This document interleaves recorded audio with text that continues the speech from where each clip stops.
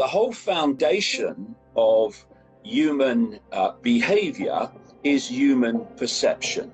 What you perceive, what you believe, becomes how you behave.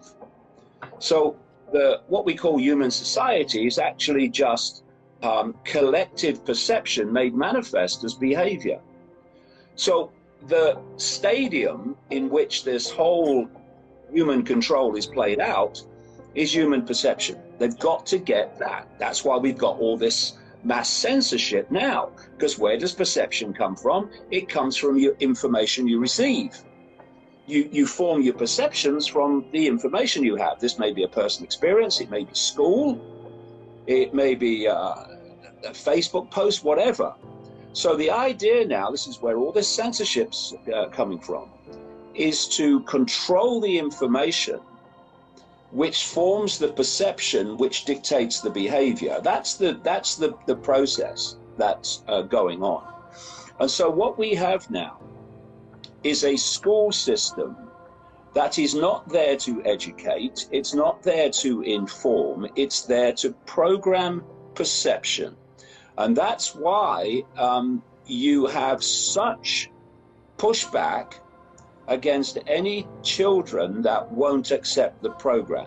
Every day you drop your kids off at school, and until you pick them up again, the time in between is constant perceptual programming. And this is done by telling people what to believe and by leaving out anything else that would get them to see the world or the situation or the subject in a different way. And what have I just described? I've just described censorship. That's what censorship is. It's the media saying this is it, this is how it is, 24/7 repetition. Repetition is one of the greatest forms of mind control, and then excluding anything that would give people another angle, another way of looking at the same situation, because they have to get your perception. And then you've got this smartphones, your Facebooks and your Twitters and all these different things are fiercely censored now. So increasingly, even on social media, the mainstream social media anyway, people are seeing the same information that the media are giving, the same information that the school system is giving them. What are they likely to do? To believe it's true, simply because that's all they've heard.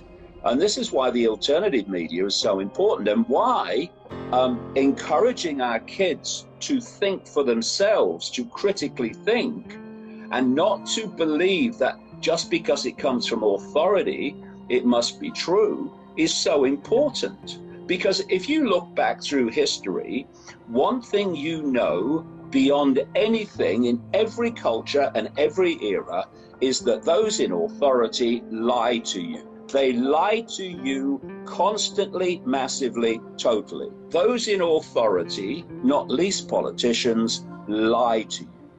The mainstream media lies to you.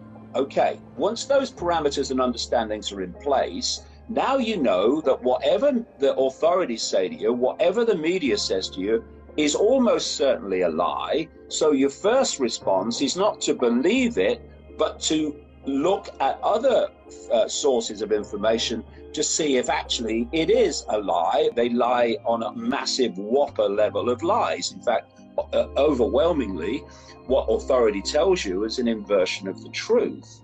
So these are the basic things. And what's interesting to me is how you can see two very clear groups of people. Actually, there's a third, but it's basically two. One is that which does not question, that can be lied to over and over again, that can be told that black is white here and white is black there. Same people telling you that, but you don't question why the opposite's being said here to what was said there, because there is no involvement of the conscious mind. This is so important. It's a flow of subconscious programming through to unconscious behavior. So people just do it. They had all the national newspapers, they bought advertising for the whole of the front pages. And this is the funny thing. people think they're, like to be streetwise. So they say, oh, you never believe politicians. Yeah, but they do. Oh, you never believe what the media tell you. So why are you doing it? And so you've got this unconscious programming becoming unconscious behavior. And then you've got the people who do critically think, who do have self-respect, and they intervene in this process. Because what's coming out of the subconscious, which is all this programming, do this, do that, believe this, out of all the endless advertising on radio, television, and newspapers, and what they do is they intervene with their conscious mind, and they say, okay, you're telling me to do this, you're telling me to believe this, so now show me the evidence.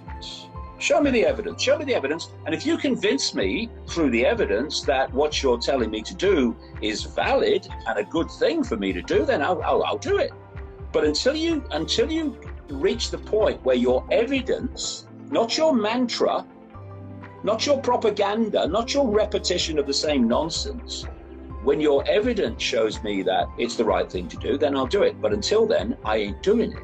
And if you look through history, these first two groups, those that just say, do what they're told without question, and do what they're told because they're frightened of not, those two groups have been responsible for the imposition of every tyranny in history. Because tyrannies are run and dictated by a tiny number compared with the target population. So the mathematics say they cannot impose their will on that level of population. The tyrannies come in because of the acquiescence of the population to the tyranny.